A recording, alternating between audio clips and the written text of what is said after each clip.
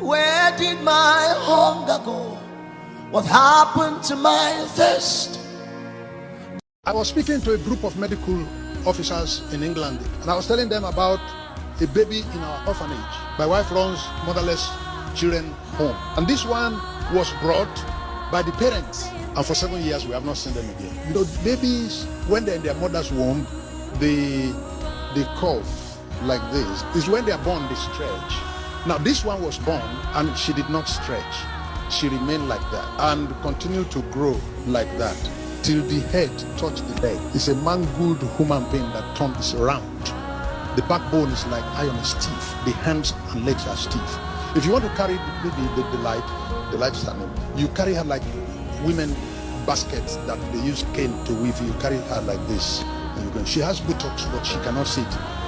If you put her to sit, you need to support her with pillow on both sides, otherwise she's going to fall to one side or fall to the other side. If you want to feed the light, you go down and look for the mouth from down to put the food to eat. And she can swallow it though. She can't talk. See, whenever we have guests visiting the orphanage, we carry her to go and hide because it's not a sight you want to show. In the University of Ilorin Teaching Hospital, we were told that the disease has a name, but in this whole world, only 3 people have that type of sickness. So where are you going to find the medicine? If you find the medicine at all, it will not be in Ilorin. Once in a week, the staff in our orphanage will put this child in the middle and be praying and fasting. Praying, oh Lord, we give birth to what you created, and this is what you created for us. Can you recreate? Calling the creator to touch the earth.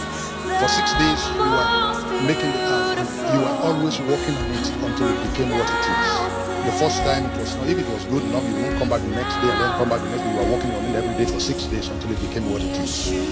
Can you work on this one, just one touch? And they did that for years. And they were never going to say because we prayed the whole of last year, there was nothing happening, we are not going to continue to pray. You continue to pray. One day there was a shout in the orphanage, a scream. Hey! And we saw the light where she was. She was vibrating and stretching. And stretching and stretching and continue stretching till she finished stretching full length.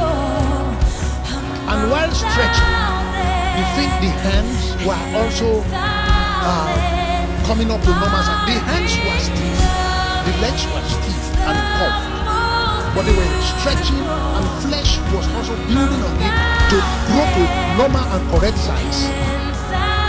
And stretching. And when she had finished stretching, she tried to stand up. When she had finished stretching to a normal size, what ought to have been the normal size if there was no problem? She applied it on the floor.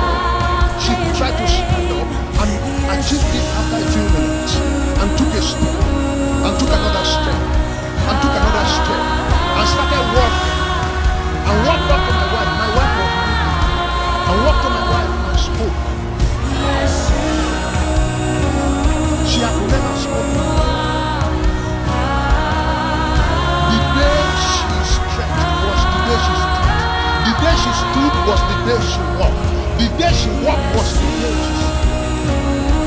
And we never knew that all the time that people were talking around over years that she was free.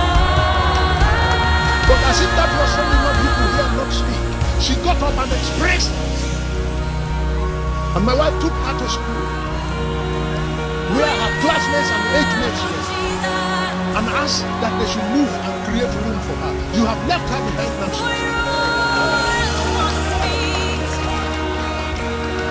And asked them to move and gave her a seat on the bed. And mysteriously, she understood what they were teaching.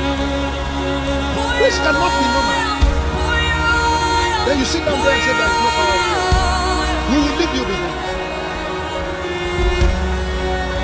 It's as if God was making a human being in one day. And I said to you in this house that there is nothing God cannot do.